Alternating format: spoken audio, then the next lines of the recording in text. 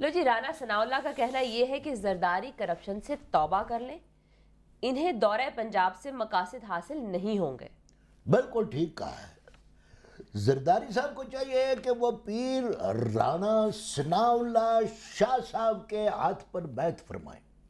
اچھا، کیونکہ جو لوگ ان کے ہاتھ پر بیعت فرماتے ہیں ان کو فیصل آباد میں بڑی سہولتیں مل جاتی ہیں۔ مجھ سے پوچھو کہ کون کون سی سہولتیں ملتی ہیں؟ کون کون سی سہولتیں ملتی ہیں؟ وہ جس کی زمین پر چاہیں قبضہ کر لیں، واہ واہ واہ واہ، جس کو چاہیں جعلی چیک لکھ کے دے دیں، واہ واہ واہ، جس سے چاہیں پیسے چمب لیں کہ تمہارا کام کروا دیں گے، بنا شک کام نہ بھی کروائیں۔ کیا بات ہے!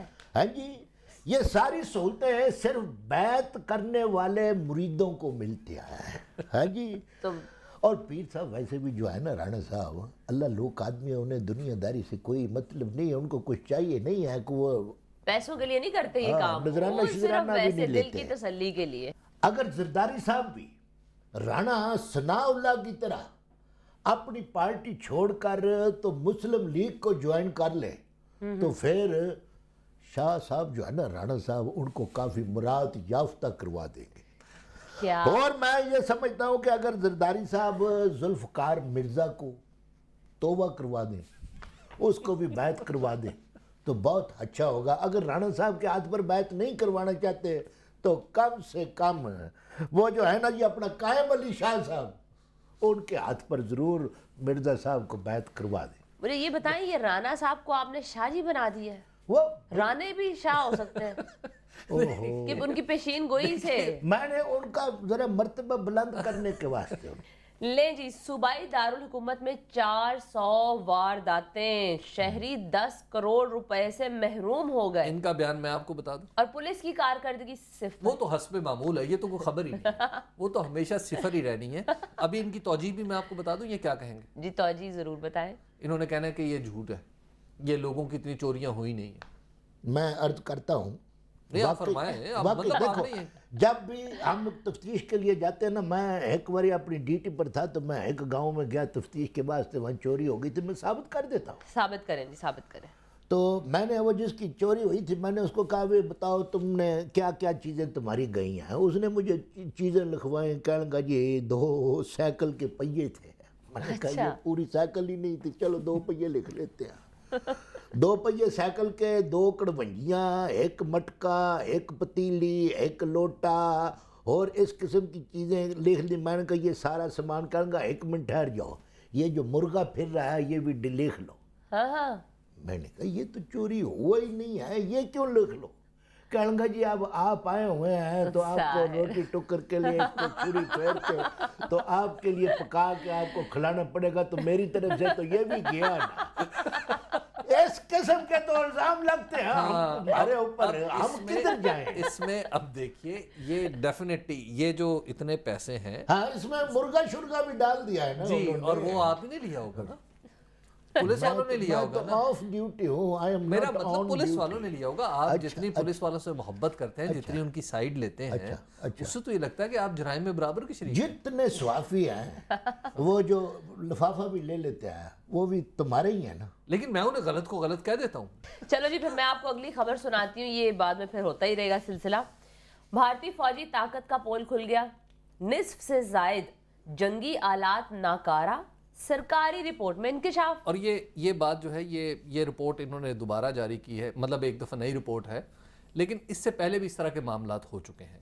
جو بھارت نے اپنے آرسنل یعنی اسلحے کے بارے میں جو مختلف رپورٹس جاری کی ہیں اور جو مختلف خبریں نکلی ہیں مختلف ذرائع سے، ان تمام میں کئی باتیں سامنے آتی ہیں۔ مثال کے طور پہ بھارت میں یہ بھی کہا گیا ہے کہ بھارت نے جو 1998 میں اپنا نیوکلیئر ٹیسٹ کیا تھا پوکھران میں، وہ بھی ٹھیک نہیں تھا۔